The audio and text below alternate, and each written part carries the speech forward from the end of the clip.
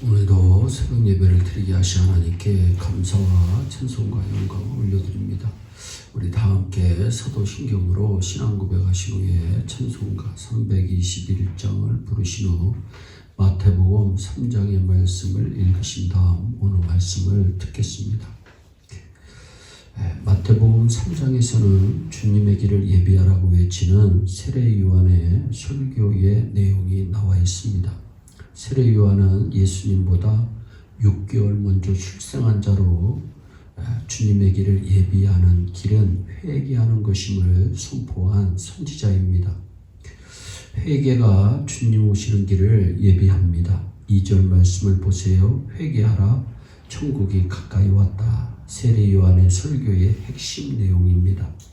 예수님은 처음 설교하시면서 이 말씀으로 시작합니다. 그만큼 회개가 구원의 역사의 중요한 요소임을 말씀해주고 있습니다. 3절 말씀을 보면 광야에 외치는 자의 소리가 있어 가로되 너희는 주의 길을 예비하라, 그의 첩경을 평탄케 하라고 말씀합니다.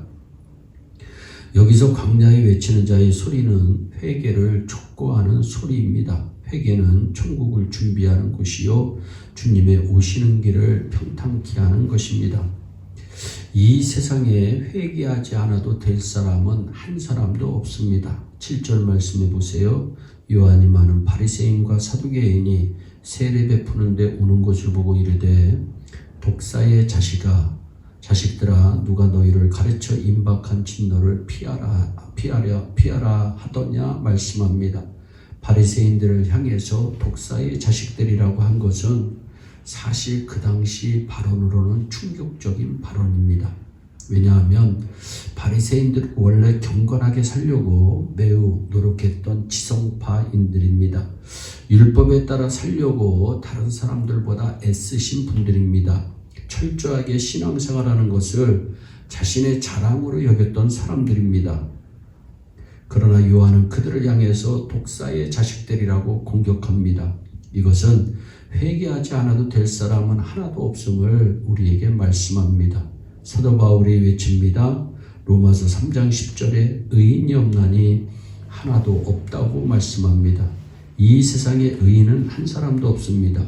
이 세상에 회개하지 않아도 될 사람은 한 사람도 없다고 하는 말씀이지요. 회개는 그럼 무엇일까요? 회개는 방향 전환입니다. 회개는 성경에서 단순한 뉘침이 아니라 방향 전환입니다. 눈물 흘리는 것으로 끝나는 것이 아니라 삶의 방향 전환입니다. 회개라고 하는 단어를 히브리어에서는 슈구, 헬라어에서는 메타노이아라고 하는 단어를 사용합니다. 이 두 단어는 모두 방향 전환을 가리키는 단어들입니다. 잘못된 줄 알면 방향을 전환해야 합니다. 잘못된 줄 알면서도 계속 그 길을 가는 것은 회개가 아닙니다.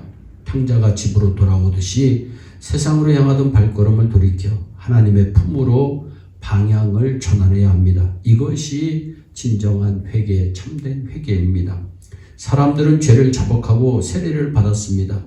세례는 무엇입니까? 세례는 죽는 것입니다.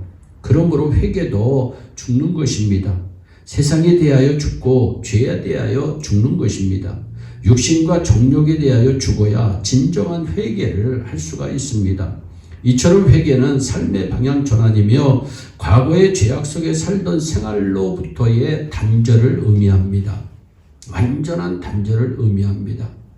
그러고 난 뒤에 회개한 사람은 반드시 회개에 합당한 열매를 맺어야 됩니다. 8절 말씀해 보세요. 회개에 합당한 열매를 맺고, 아멘. 회개에 합당한 열매가 없다면 진정한 회개가 아니라는 겁니다. 대부분의 사람들은 죄의식에서 벗어나 마음의 평안을 얻으려고 회개를 하지만 돌아서지 않기 때문에 합당한 열매를 맺지 못하는데 이는 올바른 회개가 아닙니다.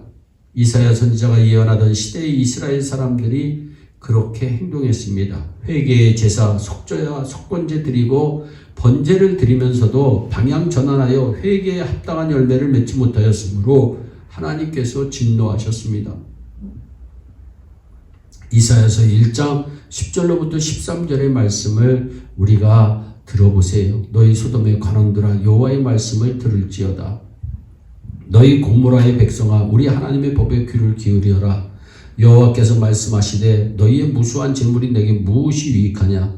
나는 수양의 번제와 살찐 짐승의 기름에 배불렀고 나는 수송아지나 어린 양이나 순념소의 피를 기뻐하지 아니한다.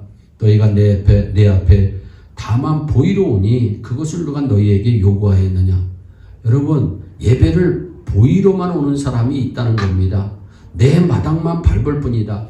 여러분, 교회 마당만 밟고 여러분 가는 사람들이 있다는 겁니다. 헛된 재물을 다시 가져오지 말라. 분향은 나의 가정이 여기는 바요. 월삭과 안식일과 대회로 모이는 것도 그러하니 성회와 아울러 악을 행하는 것을 내가 견디지 못하겠노라 말씀합니다. 형식적인 신앙과 회개에 합당한 열매가 없는 것이 얼마나 위험한지를 우리에게 보여주는 말씀입니다. 그러면 이 회개는 누구나 다 할 수 있을까요? 아닙니다. 회개는 성령 하나님의 도우심으로 완성이 됩니다.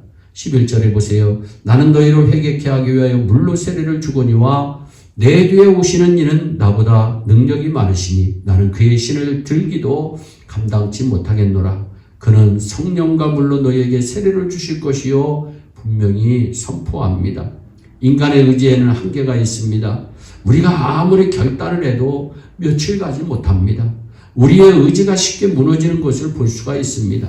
아무리 사랑하고 싶어도 사랑하지 못합니다. 안타까운 일이지만 인간의 의지는 믿을 수가 없습니다. 예배를 드리고 은혜를 받아도 그 감동이 쉬 사라집니다. 그래서 성령 하나님의 도우심이 우리는 필요합니다.